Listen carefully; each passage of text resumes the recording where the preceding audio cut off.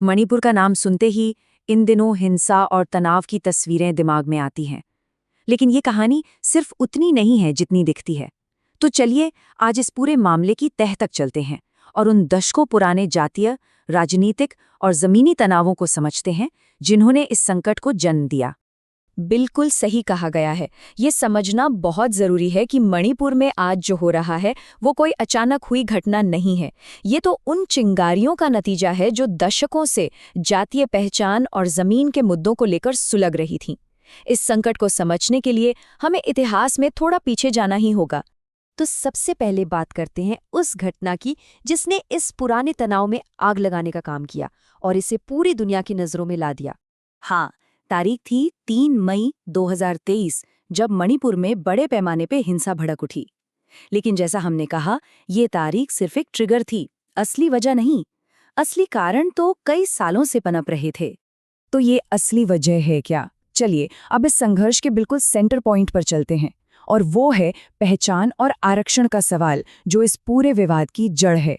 अच्छा, इस विवाद को समझने के लिए सबसे पहले ये जानना होगा कि ये अनुसूचित जनजाति या एसटी दर्जा होता क्या है। देखिए, ये एक तरह का संवैधानिक कवच है जो आदिवासी समुदायों को उनकी जमीन, उनकी संस्कृति और नौकरियों की सुरक्षा के लिए दिया जाता है।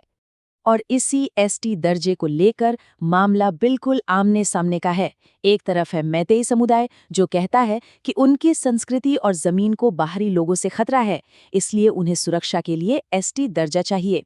और दूसरी तरफ है कुकीजो समुदाय, जिन्हें डर है कि अगर आबादी में ज्यादा और संपन्न मैतेई समुदाय को एसटी दर्जा मिल गया तो वो उनकी नौकरियों और जमीन पर हावी हो जाएंगे।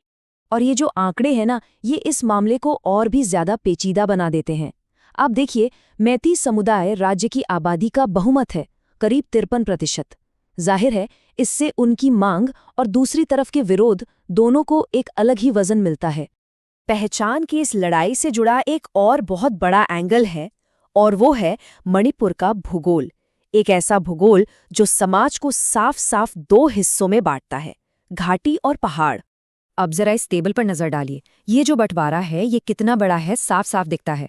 इम्फाल घाटी, जो राज्य की सिर्फ 10% जमीन है, वहां 53% आबादी रहती है और 60 में से 40 विधानसभा सीटें भी वहीं हैं। और दूसरी तरफ 90% पहाड़ी इलाका, जहां बाकी की आबादी है लेकिन सीटें हैं सिर्फ 20। ये एक बहुत बड़ा राजनीतिक और भौगोलिक असंतुलन है जो दशकों से बना हुआ है। तो ये सिर्फ जमीन और आबादी का बंटवारा नहीं है, ये असल में पावर का बंटवारा है। सारी शक्ति घाटी में सिमट कर रह गई है और इसी वजह से पहाड़ी इलाकों के लोगों में ये भावना घर कर गई है कि उनकी आवाज सुनी नहीं जाती, और इससे दोनों के बीच अविश्वास की खाई और गहरी होती चली गई। तो सवाल उठता है कि भाई, जो तनाव दशकों से सुलग रहा था वो अचानक मई 2023 में कैसे फट पड़ा?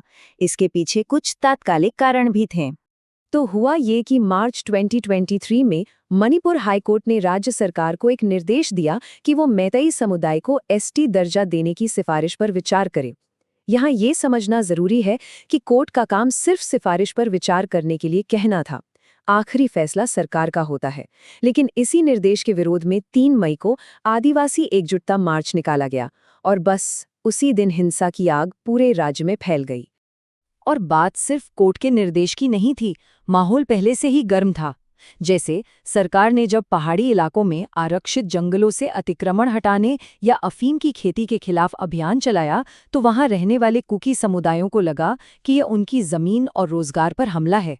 इसी बीच पड़ोसी देश म्यांमार से आए शरणार्थियों ने भी आबादी का संतुलन बिगड़ने का डर पैदा कर दिया। तो इस सब का नतीजा क्या निकला? इस हिंसा का जमीन पर क्या असर हुआ? आज मणिपुर के समाज की सच्चाई क्या है? जो नतीजे सामने आए हैं वो बहुत दुखद हैं। सैकड़ों लोगों ने अपनी जान गंवाई, हजारों लोग अपने ही घर से बेघर होकर राहत शिविरों में रहने को मजबूर हैं, संपत्ति को भारी नुकसान हुआ है। लेकिन शायद सबसे बड़ा नुकसान समाज को हुआ है, जो अब जातीय आधार पर पूरी तरह से बंट चुका है।